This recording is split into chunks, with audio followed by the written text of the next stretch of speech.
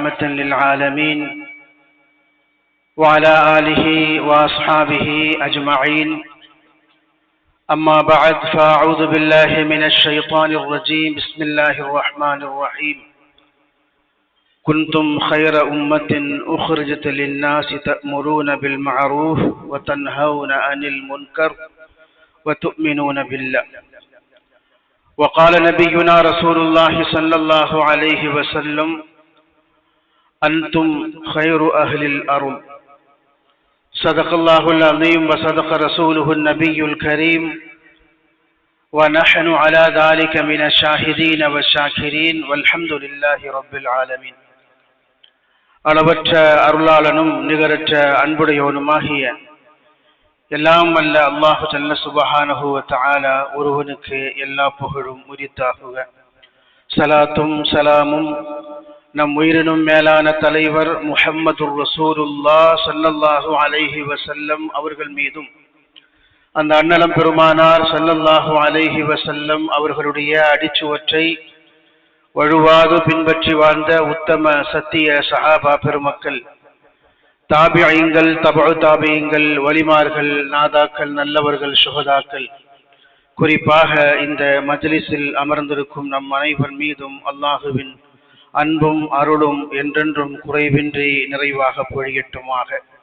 நாம் எல்லாம் மரணிக்கும் நேரத்தில் அஷ்ஹது அன் லா இலாஹ இல்லல்லாஹ் வ அஷ்ஹது அன்ன முஹம்மதன் அப்துஹு வ ரசூலுஹு என்ற திருக்கலிமாவை உதட்டளவில் அல்ல உள்ளத்தால் மொழிந்து மரணிக்கும் நசீபை அல்லாஹ் நம் அனைவருக்கும் தந்தருள் பாலிப்பானாக.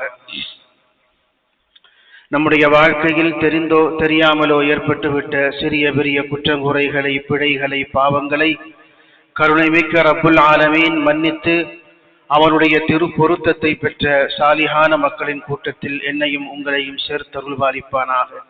நம்முடைய பெற்றோர்களில் யார் ஹயாத்தோடு இருக்கிறார்களோ அவர்களுக்கு சரீர சுகத்தையும் உடல் ஆஃபியத்தையும் நீண்ட ஆயுளையும் அல்லாஹ் தந்தருள் பாலிப்பானாக. நம்முடைய பெற்றோர்கள் யார் நம்மை விட்டும் பிரிந்து சென்று விட்டார்களோ அந்த பெருமக்களுடைய பிழைகளை பொறுத்தருள்வானாக. அவருடைய மண்ணறைகளை அல்லாஹ் விசாலப்படுத்துவானாக. நாளை மறுமை தினத்தில் ஜன்னாத்துல் ஃபிர்தௌஸ் எனும் உயர்ந்த சுவனத்தை அவர்களை கண்டுகளிக்கும் பாக்கியத்தை அல்லாஹ் நம் அனைவருக்கும் தந்தருள் பாலிப்பானாக. சங்கைக்கும் பெருமதிப்புக்கும் உரிய அல்லாஹுவின் நல்லடியார்களே, இந்த உலகத்தில் தலைவர்களாக, வழிகாட்டிகளாக புகழ்பெற்றவர்களில் தலைமுறைகளை தாண்டி நன்மைகளை நிலைக்க செய்த பெருமை முஹம்மது ஸல்லல்லாஹு அலைஹி வஸல்லம் அவர்களுக்கு உண்டு. பெருமானார் ஸல்லல்லாஹு அலைஹி வஸல்லம் அவர்களுடைய புகழும் பெருமையும் ஏராளமாக உண்டு என்றாலும் அவற்றில் மிக முக்கியமான ஒன்று என்று வரலாற்று அறிஞர்கள் சுட்டிக்காட்டுவது, தாங்கள் வாழுகிற சமூகத்தை அல்லது தலைமுறையை சிறந்த தலைமுறையாக அவர்கள் உருவாக்கினார்கள். அந்த தலைமுறையே மட்டுமல்ல, அதற்கு அடுத்த 2 தலைமுறைகளையும் மிகச்சிறந்த தலைமுறையாக உருவாக்கினார்கள்.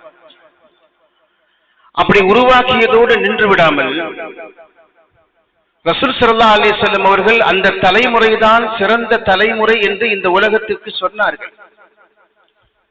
பெரும்பாலும் தலைவர்கள் உருவாக்கக்கூடிய கட்சி, அமைப்பு, அரசு, சாம்ராஜ்யம், குடும்பம், கம்பெனி, நிறுவனம் எல்லாமே பெரும்பாலும் அவர்கள் வாழுகிற காலகட்டத்திலேயே அது அடையாளம் தெரியாமல், உருத்தெரியாமல் போவதுண்டு. ஆனால் முஹம்மது ஸல்லல்லாஹு அலைஹி வஸல்லம் அவர்கள் தான் வாழுகிற சமூகத்தையும் சிறந்த சமூகமாக, தான் வாழுகிற தலைமுறை சிறந்த தலைமுறையாக, அதற்கு பின்னாலே வரக்கூடிய அடுத்தடுத்த தலைமுறையும் சிறந்த தலைமுறை என்று இந்த உலகத்திற்கு அறிவிப்பு செய்தார்கள். பெரும்பாலும் நாம் பேசுவதுண்டு, அவர் இருக்கும்போது நல்லா இருந்துச்சு, அவரு போன உடனே அவருக்கு பிறகு அது சரியா வரல என்று நாம் பல விஷயங்களை நாம் மேற்கோள் காட்டி பேசுவதுண்டு.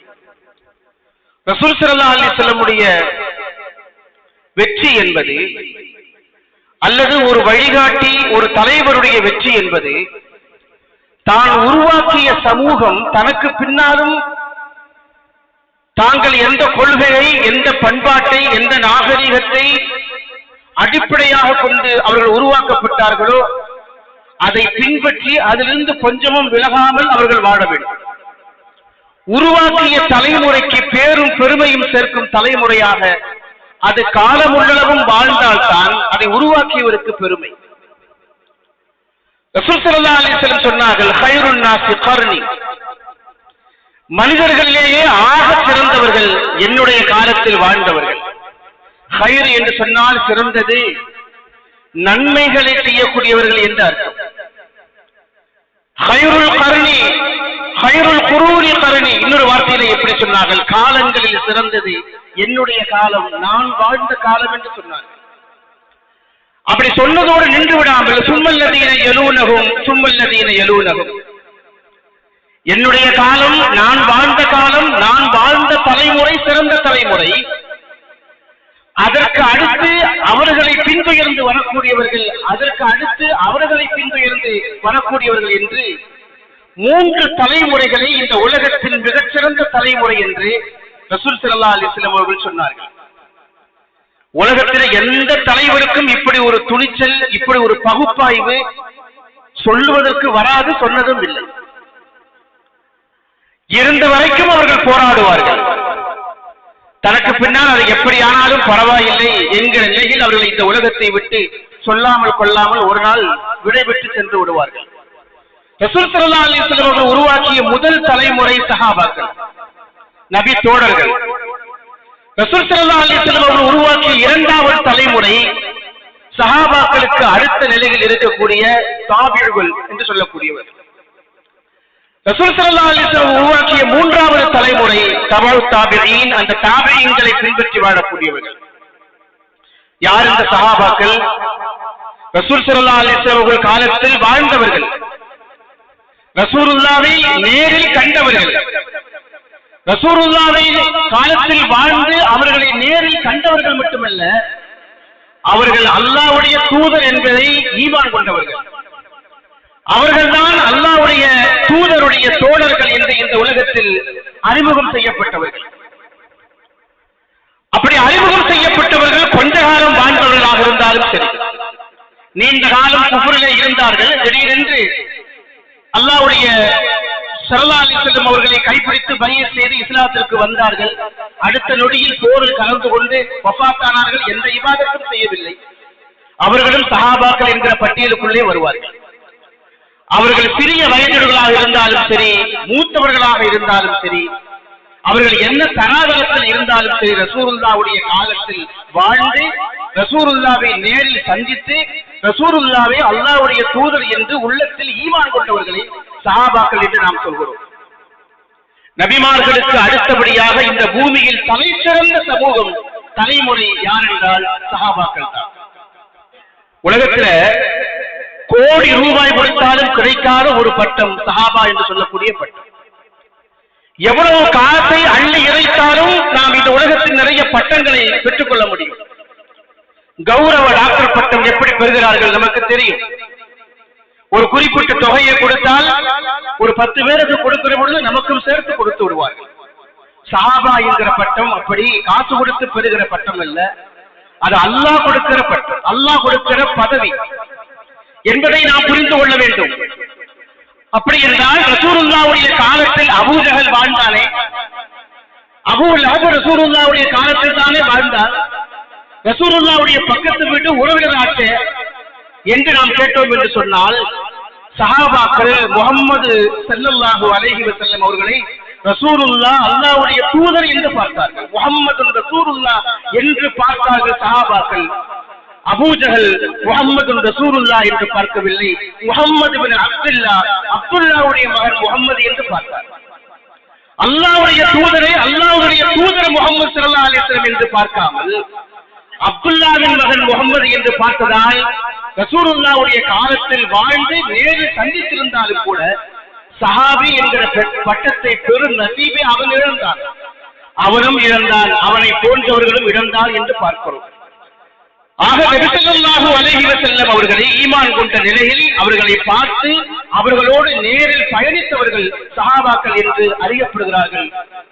தாபிகள் என்று சொல்லக்கூடிய அடுத்து வரக்கூடியவர்கள் ரசூலுல்லாஹ்வுடைய காலத்தில் வாழ்ந்தவர்கள் அல்ல, சஹாபாக்கள் காலத்தில் வாழ்ந்தவர்கள், சஹாபாக்களை நேரில் சந்தித்தவர்கள், சஹாபாக்களுக்கு முன்னால் மண்டிக்கிட்டு இந்த தீனை கற்றுக்கொண்டவர்கள் சஹாபாக்கள் என்கிற அடுத்த நிலையிலிருந்து அடுத்த நிலையில் இருப்பவர்கள் தாபியீன்கள். அதன் பிறகு சஹாபாக்களுடைய பாரம்பரியம் முடிந்து தலைமுறை முடிந்து சஹாபாக்களை நேரில் கண்டு அவர்கள் காலத்தில் வாழ்ந்த தாபியருடைய காலம் முடிந்து தாபியுடைய காலத்தில் அவர்களை நேரில் சந்தித்து வாழ்ந்தவர்களை நாம் தபழ தாபியங்கள் என்று சொல்கிறோம். இப்படி 3 அடுக்கு தலைமுறை இந்த உலகத்தின் சிறந்த தலைமுறை என்கிற பெருமையை ரசூலுல்லாஹி ஸல்லல்லாஹு அலைஹி வஸல்லம் அவர்கள் சொல்லி சென்றிருக்கிறார்கள். உலகத்தில் எந்த தலைவரும் நான் வாழ்ந்த தலைமுறை, நான் உருவாக்கிய தலைமுறை சிறந்த தலைமுறை என்று சொன்னதில்லை, சர்டிபிகேட் கொடுத்ததில்லை. அல்லது நான் உருவாக்கிய சமூகத்திற்கு பின்னால் அடுத்து வந்தவர்கள் நன்றாக வாழ்ந்தார்கள் என்று ரசூல் ஸல்லல்லாஹு அலைஹி வஸல்லம் அவர்களை தவிர வேறு யாரும் சொன்னதில்லை. இந்த சாதனை உலகத்தில் பெருமானார் ஸல்லல்லாஹு அலைஹி வஸல்லம் அவர்களுக்கு மட்டும்தான் உண்டு. எப்படி? நமக்கெல்லாம் நன்றாக தெரியும். ஹஸனுல் பஸ்ரி, இமாம் ஹஸனுல் பஸ்ரி ரொம்ப புகழ்பெற்றவர்கள். அவர்கள் சஹாபி அல்ல, சஹாபாக்களுடைய காலத்தில் வாழ்ந்தவர்கள், சஹாபாக்களை நேரில் சந்தித்தவர்கள். அதனால் அவர் தாபியன் என்று சொல்லக்கூடிய பட்டத்திற்குள்ளே வகைக்குள்ளே அவர்கள் வருகிறார்கள். அவருடைய தாயார், அவருடைய பெயர் ஹைரா. அவங்க ரசூல் ஸல்லல்லாஹு அலைஹி வஸல்லமுடைய மனைவி உம்மு ஸலமா ரலியல்லாஹுடைய வீட்டில் பணிப்பெண்ணாக வாழ்ந்தவர்கள். அவர்களே சொல்கிறார்கள், எனக்கு அப்பொழுது 9 வயது. நான் என் அம்மாவை பார்ப்பதற்காக உம்மு ஸலமா ரலியல்லாஹுடைய வீட்டுக்கு அடிக்கடி போவேன். ரசூலுல்லாஹ் வாழ்ந்த அந்த வீட்டுக்கு ரசூலுல்லாஹ்வுடைய வஃபாத்திற்கு பிறகு என் தாயாரை சந்திப்பதற்காக நான் அடிக்கடி அந்த வீட்டுக்கு செல்வேன். எனக்கு அப்பொழுது 9 வயது. 9 வயது பிள்ளை எந்த உயரத்தில் இருக்கும் என்று நமக்கு தெரியும். இமாம் ஹஸனுல் பஸ்ரி ரஹ்மத்துல்லாஹி அவர்கள் சொல்கிறார்கள், ரசூலுல்லாஹ் வாழ்ந்த வீட்டின் முகத்தை நான் என் கைகளால் தொட முடியும் என்று சொல்கிறார். அப்படி என்றால் நிமிர்ந்து உள்ளே செல்ல முடியாத அளவுக்கு கூரை மிக தாழ்ந்திருக்கிற ஒரு எளிமையான வீட்டில்தான் முஹம்மது ஸல்லல்லாஹு அலைஹி வஸல்லம் அவர்கள் வாழ்ந்திருக்கிறார்கள். வாழ்ந்ததோடு மட்டுமல்ல, இந்த உலகத்தின் எல்லா மக்களுக்கும் ஹிதாயத்தை என்று சொல்லக்கூடிய வழிகாட்டுதல்களை பெருமானார் ஸல்லல்லாஹு அலைஹி வஸல்லம் சொல்லிச் சென்றிருக்கிறார்கள் என்று பார்க்கிறோம். இந்த தலைமுறைகளை பாராட்டி கொண்டாடுகிற வழக்கத்தை இமாம்கள் கடைபிடித்திருந்தார்கள். இமாம்கள், சாலிஹீன்கள், இறைநேசர்கள் அவர்கள் உட்கார்ந்திருக்கிற விருந்து பந்தியில் மஜ்லிஸில் கொண்டு வந்து ரொட்டிகளை அடுக்கி வைக்கிற பொழுது, சப்பாத்திகளை அடுக்கி வைக்கிற பொழுது ஒரு 50 சப்பாத்தி இருந்தது என்று சொன்னால் மேலே இருந்து எடுக்க மாட்டார்கள். மேலே இருந்து எடுங்க, அதுதான் சூடாக இருக்கிறது நாம் சொல்லுவோமா இல்லையா? இமாம்கள் என்ன செய்வார்கள் என்றால் அடியிலே இருந்து சப்பாத்திகளை எடுத்து சாப்பிடுவார்கள். கேட்டால் சொல்வார்கள், அந்த சப்பாத்தி தான் காலத்தால் முந்தியது, காலத்தால் முந்தியதான் சிறந்தது என்று முஹம்மது ஸல்லல்லாஹு அலைஹி வஸல்லம் சொல்லி இருக்கிறார்கள். எனவே நாங்கள் மேலே இருந்து எடுக்க மாட்டோம், அடியிலிருந்து தான் எடுப்போம் என்று இந்த செய்தியை அதனோடு இணைத்து பேசுகிற பண்பை சாலிஹீன்கள் கொண்டிருந்தார்கள் என்று பார்க்கிறோம். பெருமானார் ஸல்லல்லாஹு அலைஹி வஸல்லம் அவர்கள் என்னுடைய தலைமுறை மட்டுமல்ல, எனக்கு பின்னால் வரும் தலைமுறையும் சிறந்த தலைமுறையாக இருக்கும் என்கிற உத்தரவாதத்தை கொடுத்தார்கள். அந்த சிந்தனையிலேயே அவர்கள் எப்பொழுதும் இருந்து கொண்டே இருந்தார்கள். நாம் நம்முடைய காலத்தில் என் பிள்ளையின் தலைமுறை சிறந்த தலைமுறையாக இருக்கும், எனக்கு பின்னாலே ஒரு சிறந்த தலைமுறை உருவாகும் என்று நம்மில் யாருக்காவது உத்தரவு கொடுக்க முடியுமா? நாம் இருக்கிற வரைக்கும் நன்றாக வாழ்ந்து விட்டு போவோம், பின்னால் வரக்கூடிய தலைமுறை எப்படி இருந்தால் நமக்கு என்ன என்று சுயநலமாக சிந்திக்கக்கூடிய ஒரு தலைமுறையில் நாம் இன்றைக்கு வாழ்ந்து கொண்டே இருக்கிறோம். பெருமக்களே, நான் நன்றாக இருந்தால் போதாது, எனக்கு பின்னாலே வரக்கூடிய தலைமுறை சிறந்த தலைமுறையாக, ஈமானிய தலைமுறையாக, இந்த மார்க்கத்தை ஒவ்வொரு நொடியிலும் அடியொற்றி பின்பற்றி வாழக்கூடிய உத்தம உயர்ந்த சமூகமாக இந்த சமூகம் இருக்க வேண்டும் என்று நாம் துஆ செய்ய வேண்டும். அது நபிமாருடைய சுன்னத்து என்பதை அல்லாஹ் திருமறையிலே சொல்லி காட்டுகிறார். நபி இப்ராஹிம் அலைஹிஸ்ஸலாத்து வஸ்ஸலாம் அவர்கள் ரப்பி ஜஅல்னி முகீமஸ் ஸலாத், இறைவா என்னை தொழுகையை நிலைநாட்டும் நபராக நீ என்னை மாற்றுவாயாக என்று துஆ செய்வார்கள். அதை குர்ஆன் பேசுகிறது. அந்த வாழ்க்கை முடியவில்லை. ஒமின் துர்ரியத்தி, என்னுடைய அடுத்த சந்ததிகளையும் தொழுகையை நிலைநாட்டும் சந்ததியாக மாற்றுவாயாக. நான் கியாமத் நாளில் சொர்க்கத்திற்கு போனால் பத்தாது, எனக்கு பின்னாலே வரக்கூடிய அடுத்த தலைமுறையும் சுவனவாசிகளாக இருக்க வேண்டும் என்பது நபிமாருடைய துஆவாக சுன்னத்தாக இருந்தது. காபாவை கட்டி முடித்ததற்கு பிறகு நபி இப்ராஹிம் அலைஹிஸ்ஸலாத்து வஸலாம் எப்படி துஆ செய்தார்கள் என்பதை அல்லாஹ் ஜல்ல சுப்ஹானஹு வ தஆலா திருமறையிலே சொல்கிறான். ரப்பனா வஜ்அல்னா முஸ்லிமைன் லக் வ மின் துர்ரியத்தினா உம்மத்தன் முஸ்லிமத்தன் லக். இறைவா, எங்களை முஸ்லிமாக வாழச் செய்வாயாக, எங்களுக்கு பின்னாலே வரக்கூடிய அடுத்தடுத்த தலைமுறையும் நீ முஸ்லிமாக வாழச் செய்வாயாக, எங்கள் துஆவை நீ ஏற்றுக்கொள்வாயாக. ரப்பனா தகப்பல் மின்னா இன்னக அன்த ஸமீஉல் அலீம் என்று அவர்கள் துஆ செய்தார்கள். அந்த துஆவை அல்லாஹ் கபூல் செய்தான். கபூல் செய்ததன் விளைவாக காபா இன்றைக்கும் ஓயாமல் உறங்காமல் அமல் செய்யக்கூடிய இடமாக இன்றைக்கும் விளங்கி வருவதை நாம் பார்க்க முடியும்.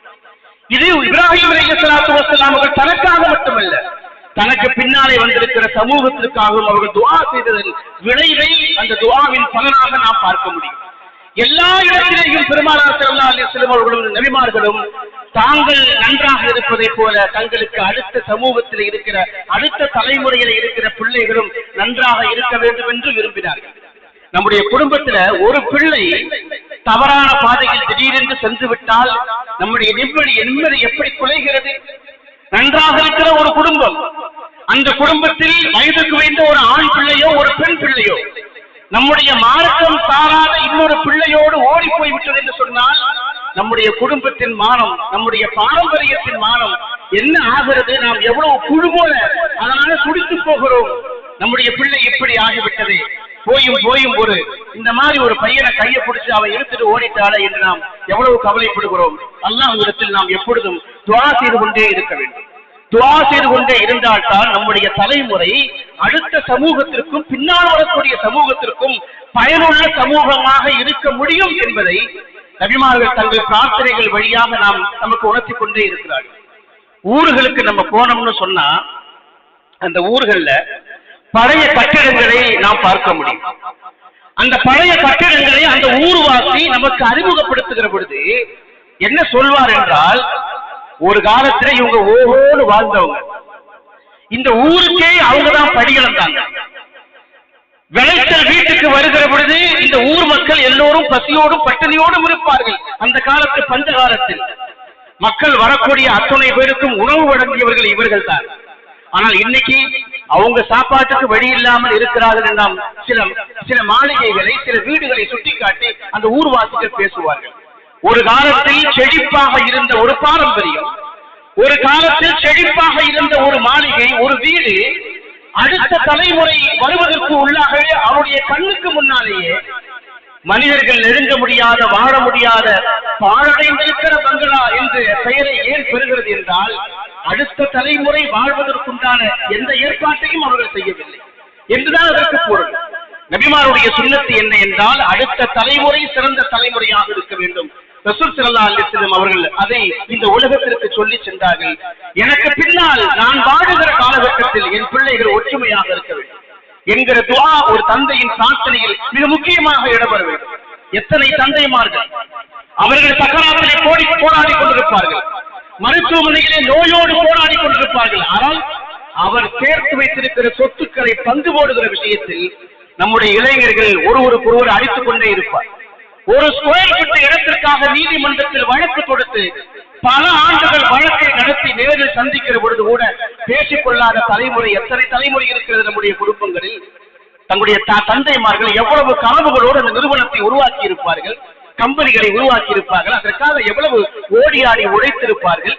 இரவுகள் என்று பாராமல், உணவு என்று பாராமல், எதை பற்றியும் கவலை இல்லாமல் என்னுடைய பிள்ளை நல்லா இருக்கணும், என் பேர பிள்ளை நல்லா இருக்கணும்னு சொல்லி ஓடியாடி அவர்கள் உழைத்திருப்பார்கள்.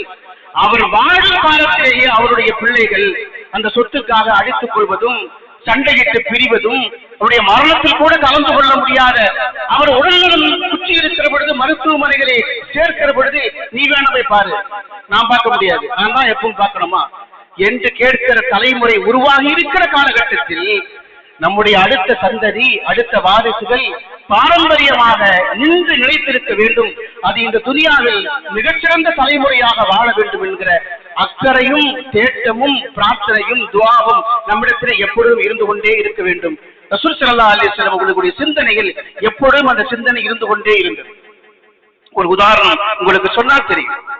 தாயிப் நகரத்துக்கு ரசூல் ஸல்லல்லாஹு அலைஹி வஸல்லம் போனார்கள். மக்காவில் பிரச்சாரம் செய்ய முடியவில்லை, பிரச்சாரத்தை யாரும் ஏற்றுக்கொள்ள முடியவில்லை. ரசூலுல்லாஹ்வுக்கு அரவணைப்பாக அரங்காவலர்களாக பாதுகாப்பாக இருந்த அபூ தாலிப் மறைந்து விட்டார். அன்னை கதீஜா ரலியல்லாஹு தஆலா அன்ஹா அவர்களும் மறைந்து விட்டார்கள். ஆமுல் ஹுஸ்ன், கவலையின் ஆண்டு என்று பெருமானார் ஸல்லல்லாஹு அலைஹி வஸல்லம் சொன்ன அந்த காலகட்டத்தில் சரி தாயிஃபுக்கு போவோம் என்று அங்கே செல்கிறார்கள். அங்கே என்ன நடந்தது? அங்கே இருந்து ரசூல் ஸல்லல்லாஹு அலைஹி வஸல்லம் விரட்டி அடிக்கப்பட்டார்கள். நமக்கெல்லாம் தெரிந்த வரலாறு தான். அந்த நேரத்தில் பெருமானார்கள் காயப்பட்டு அந்த மக்களுடைய பெரும் தொல்லைகளுக்கு ஆளான சமயத்தில் ஹஜ்ரத் ஜிப்ரீல் அலைஹிஸ்ஸலாத்து வஸ்ஸலாம் அவர்கள் வந்தார்கள். ஹதீஸிலே வரக்கூடிய செய்திதான். யா ரசூலுல்லாஹ், நீங்கள் உத்தரவிட்டால் 2 மலைகளுக்கு இடையில் இந்த மக்களை வைத்து நசுக்கி விடலாம், நீங்கள் சொல்லுங்கள் என்று சொன்ன பொழுது முஹம்மது ஸல்லல்லாஹு அலைஹி வஸல்லம் அவர்களுக்கு ஒரு விஷன் இருந்தது, ஒரு திட்டம் இருந்தது. இந்த மக்கள் ஒன்றும் தெரியாத அப்பாவி மக்கள், இவங்க அறிவில்லாதவர்கள். ஆனால் பின்னால் ஒரு தலைமுறை வரும், அந்த தலைமுறை என்னை ஏற்றுக்கொள்ளும் என்று அவர்கள் நம்பினார்கள். நம்பியதோடு மட்டுமல்ல, அந்த மக்களுக்கு எதிராக துஆ செய்யாமல் ரசூல் ஸல்லல்லாஹு அலைஹி வஸல்லம் ஒரு வார்த்தை சொன்னார்கள், அர்ஜு அன் யக்ருஜல்லாஹு மின் அஸ்லாபிஹிம் மை யஅபுதுல்லாஹ வஹதா. எனக்கு நம்பிக்கை இருக்கிறது, எனக்கு ஆழமான நம்பிக்கை இருக்கிறது. இந்த மக்கள் இந்த தீனை பின்பற்றாவிட்டாலும் இவர்களுக்கு பின்னாலே வரக்கூடிய இவருடைய வாரிசுகள் இந்த தீனை ஏற்றுக்கொள்வார்கள். இவருடைய வாரிசுகள் அல்லாஹ்வுக்கு ஒருபோதும் இணை வைக்க மாட்டார்கள், ஷிர்க் செய்ய மாட்டார்கள் என்கிற நம்பிக்கை எனக்கு உண்டு. எனவே அவர்களுக்கு எதிராக நான் துஆ செய்ய முடியாது என்று முஹம்மது ஸல்லல்லாஹு அலைஹி வஸல்லம் சொன்னார்கள். அல்லாஹ்வுடைய புறத்திலே இருந்து இப்படி ஒரு உதவி கிடைக்கிறது என்று சொன்னால் ஒரு தலைவர் சும்மா இருப்பாரா? பாதிக்கப்பட்டவர் என்ன எப்படியெல்லாம் பழி வாங்குவார்? தேர்தலில் தங்களுக்கு வாக்களிக்கவில்லை என்பதற்காக அரசியல் அதிகாரத்தை பயன்படுத்தி மக்களை பழிவாங்குகிற அரசியல் தலைவர்கள் எவ்வளவு பேர் இருக்கிறார்கள்? தேர்தலில் தனக்கு எதிராக ஒருவர் போட்டியிட்டார் என்பதற்காக ஆட்சிக்கு வந்ததற்கு பிறகு ஈடியை அனுப்பி அவருடைய வீட்டையும் கம்பெனியையும் சோதனை செய்து பழிவாங்கக்கூடிய தலைவர்களுக்கு மத்தியில் நீங்க சொல்லிட்டீங்கன்னா இந்த மக்களை 2 மலைகளுக்கு இடையில் நசுக்கி விடலாம் என்று சொன்ன பொழுது முஹம்மது ஸல்லல்லாஹு அலைஹி வஸல்லம் இல்லை இல்லை, இவர்கள் அப்பாவிகள், இவர்களுக்கு ஒன்றும் தெரியாது, இவர்களுக்கு பின்னாலே வரக்கூடிய தலைமுறை இந்த தீனை ஏற்றுக்கொள்ளும், அல்லாஹ்வை அவர்கள் வணங்குவார்கள் என்று முஹம்மது ஸல்லல்லாஹு அலைஹி வஸல்லம் சொன்னார்கள். அன்றைக்கு ஒருவேளை ரசூல் ஸல்லல்லாஹு அலைஹி வஸல்லம் அவர்கள் அந்த மக்களை அழித்திருந்தால் இன்றைக்கு தாயிஃபின் நிலை என்ன? அழிக்காமல் விட்டதன் காரணத்தினால் தாயிஃப் இன்றைக்கு யாருடைய கையிலே இருக்கிறது என்பதை நாம் யோசித்து பார்த்தால் முஹம்மது ஸல்லல்லாஹு அலைஹி வஸல்லம் அந்த தூர நோக்கு பார்வை, தங்களுக்கு பின்னாலே ஒரு சிறந்த தலைமுறை உருவாக வேண்டும் என்கிற அந்த திட்டம் எவ்வளவு வலுவானது, எவ்வளவு புகழுக்குரியது என்பதை நாம் புரிந்து கொள்ள முடியும். பெருமானார் ஸல்லல்லாஹு அலைஹி வஸல்லம் கடைசி காலகட்டம், அவர்கள் வஃபாத்தாவதற்கு 3 வருடங்களுக்கு முன்பு ஹிஜ்ரி 7வது ஆண்டு ஹுதைபியா உடன்படிக்கை நடந்த சமயத்தில் சஹாபாக்கள் எல்லோரும் ஒன்றாக உட்கார்ந்திருக்கிறார்கள். ஒரு சஹாபி அறிவிக்கிறார்கள், அன்றைக்கு நாங்கள் 1400 பேர் தான் மொத்தமே இருந்தோம். அவர்கள் அந்த சபையை பார்த்து ரசூல் ஸல்லல்லாஹு அலைஹி வஸல்லம் சொன்னார்கள், அன்தும் கைரு அஹ்லில் அருள், இந்த பூமியின் மிகச் சிறந்தவர்கள் நீங்கள் தான் என்று சொன்னார்கள். இந்த பூமியிலேயே ஆக சிறந்தவர்கள் நீங்கள் தான். உங்களுடைய ஈமானுக்காகவும் இங்கே நடந்திருக்கிற இந்த சோதனை நீங்கள் தாங்கிக் கொண்டதற்காகவும் அல்லாஹ் நினைத்தால் ஒருபோதும் உங்களை நரகத்தில் நுழைவிக்க மாட்டான் என்கிற உத்தரவாதத்தை முஹம்மது ஸல்லல்லாஹு அலைஹி வஸல்லம் அவர்கள் அன்றைக்கு கூடியிருந்த மக்களிடத்தில் சொன்னார்கள் என்று நாம் பார்க்கிறோம். ரசூல் ஸல்லல்லாஹு அலைஹி வஸல்லம் அவர்கள் தங்களை சுற்றி இருக்கிற அந்த சின்ன கூட்டத்திற்கு அவர்களை என்ன வார்த்தைகளை சொல்லி மோட்டிவேட் பண்ணுகிறார்கள் என்று பாருங்கள். நீங்க கொஞ்சமான ஒரு சின்ன கூட்டம் தான், என்னுடைய சொல்லுக்கு கட்டுப்பட்டு உணர்ச்சி வசப்படாமல் நீங்கள் நிதானமாக இருந்து நீங்கள் இந்த ஹுதைபியா பயணத்தை இத்தோடு முடித்துக் கொண்ட காரணத்தினால் இந்த பூமியில் நீங்கள் தான் சிறந்தவர்கள், நீங்கள் தான் நன்மைகளை விளைவிக்கக்கூடியவர்கள். இன்றைக்கு உலகத்தின் எல்லா மூலை முழுக்கும் முஸ்லிம்கள் பரவி விரவி வாழ்கிறார்கள் என்றால் அது அந்த பாரம்பரியத்தின் தொடர்ச்சி தான். அந்த பாரம்பரியத்தில் இருந்து வெளிப்பட்டவர்கள் தான். முஹம்மது ஸல்லல்லாஹு அலைஹி வஸல்லம் அவர்கள் என்ன சோதனை வந்தாலும் என்ன கஷ்டம் வந்தாலும் இந்த சோதனையும் கஷ்டமும் இத்தோடு அழிஞ்சு போயிடணும், இந்த கூட்டம் இப்படியே முடிஞ்சு போயிடணும்னு நினைக்கல. அடுத்த தலைமுறை நன்றாக வர வேண்டும், எனக்கு பின்னாலே உருவாகக்கூடிய தலைமுறை நன்றாக வர வேண்டும் என்று பெருமானார் ஸல்லல்லாஹு அலைஹி வஸல்லம் விரும்பினார்கள். அன்தும் கைரு அஹ்லில் அர்த், இந்த பூமியில இருக்கிற மனித சமூகத்தில் நீங்கள் தான் சிறந்தவர்கள் என்று ரசூல் ஸல்லல்லாஹு அலைஹி வஸல்லம் சொன்ன மாத்திரத்தில் அல்லாஹ் ஜல்ல சுப்ஹானஹு வ தஆலா திருமறையின் ஒரு வசனத்தை அருளினான். லகத் ரலியல்லாஹு அன்ஹும் அனில் முஃமினீன், மூமின்களை அல்லாஹ் பொருந்திக் கொண்டார். எந்த மூமின்கள்? இது இவ்வாறு உனக்கு தஹ்த ஷஜரா, ஹுதைபியா அந்த இடத்தில் அந்த மரத்துக்கு கீழே உங்களிடத்தில் ஒப்பந்தம் செய்து கொண்டார்களே, அந்த மூமின்களை அல்லாஹ் ஜல்ல சுப்ஹானஹு வ தஆலா திருப்திப்பட்டுக் கொண்டான், அவன் பொருந்திக் கொண்டான் என்கிற வார்த்தையை ரசூல் ஸல்லல்லாஹு அலைஹி வஸல்லம் அல்லாஹ் அருளினார். அன்றிலிருந்து தான் சஹாபாக்களுடைய பெயரை சொல்லுகிற பொழுது ரலியல்லாஹு அன்ஹும் என்று சொல்லக்கூடிய வார்த்தையை நாம் பயன்படுத்த ஆரம்பித்திருக்கிறோம். சஹாபாக்களுடைய பெயருக்கு அல்லாஹ் ஜல்ல சுப்ஹானஹு வ தஆலா நான் அவர்களை பொருந்திக் கொண்டேன் என்று சும்மா சொல்லவில்லை. என்னுடைய ஹபீப் ஸல்லல்லாஹு அலைஹி வஸல்லம் அவர்கள் எந்த சமூகத்தை பொருந்திக் கொண்டார்களோ அந்த சமூகத்தை நானும் பொருந்திக் கொள்கிறேன். என்னுடைய ஹபீப் ஸல்லல்லாஹு அலைஹி வஸல்லம் அவர்கள் எந்த சமூகத்தை நேசிக்கிறார்களோ அந்த சமூகத்தை நானும் நேசிக்கிறேன். என்னுடைய ஹபீப் ஸல்லல்லாஹு அலைஹி வஸல்லம் அவர்கள் எந்த சமூகத்தை கொண்டு திருப்தி அடைந்தார்களோ அந்த சமூகத்தை நானும் திருப்தி அடைகிறேன் என்று இந்த உலகம் உள்ளளவும் குர்ஆன் உள்ளளவும் கியாமத் வரைக்கும் ஒரு சஹாபியின் பெயரை கேட்கிற பொழுது ரலியல்லாஹு அன்ஹு என்று நாம் சொல்லுகிறோம். அந்த பெருமை சஹாபாக்கள் என்று சொல்லக்கூடிய அந்த முந்தைய தலைமுறைக்கு மட்டுமே சொந்தமானது, அவர்களுக்கு மட்டுமே சொந்தமானது. வரலாற்று அறிஞர்கள் ஒரு செய்தியை சொல்லுவாங்க. ரசூல் ஸல்லல்லாஹு அலைஹி வஸல்லம் அவர்கள் நிறைய அற்புதங்களை செய்திருக்கிறார்கள். அந்த அற்புதங்களிலேயே ஆகச் சிறந்த அற்புதம் என்பது குர்ஆன் தான். மேராஜுக்கு சென்றார்கள், சந்திரனை பிளந்தார்கள் என்றெல்லாம் நிறைய நாம் வரலாற்றை படிக்கிறோமே. ரசூல் ஸல்லல்லாஹு அலைஹி வஸல்லம் அவர்கள் ஒருவேளை எந்த அற்புதத்தையும் செய்யாமல் விட்டாலும் கூட ரசூலுல்லாஹ்வுடைய வாழ்க்கையில் ஆகச் சிறந்த அற்புதம் என்பது சஹாபாக்கள் தான். இந்த உலகத்தில் அதிசயங்கள் என்று என்னென்ன இருக்கிறதோ எந்த அதிசயமும் சஹாபாக்களுக்கு முன்னால் தூசு, அது லாஷை, எதற்கும் அருகதையற்றது என்று வரலாற்று அறிஞர்கள் சொல்வார்கள். அப்படிப்பட்ட ஒரு உயர்ந்த சமூகத்தை பெருமானார் ஸல்லல்லாஹு அலைஹி வஸல்லம் அவர்கள் உருவாக்கினார்கள்.